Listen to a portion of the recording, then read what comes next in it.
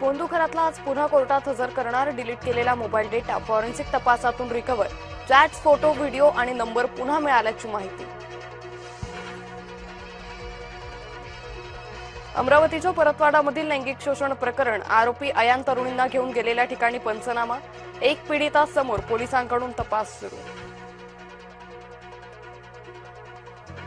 TCS प्रकरणी राष्ट्रीय महिला आयोगाकडून चौकशी सुरू. अध्यक्षा विजया रहाटकर यांच्या मार्गदर्शनाखाली तथ्यशोध समिती नाशिकमध्ये पीडितेचा जबाब नोंदवला. एसआयटीच्या अधिकाऱ्यांसोबत चर्चा.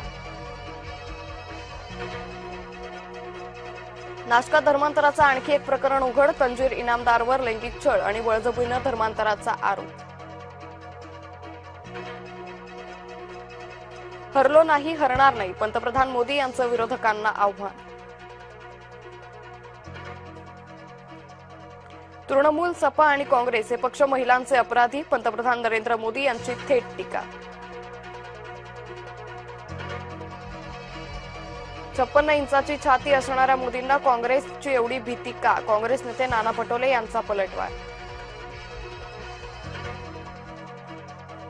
उपमुख्यमंत्री एकनाथ शिंदे आज रायगड दौऱ्यावर. लक्ष्मी मातेच्या मंदिराच्या जीर्णोद्धार कार्यक्रमासाठी येणार. मंत्री गोगावलेंसह इतर नेते राहणार उपस्थित.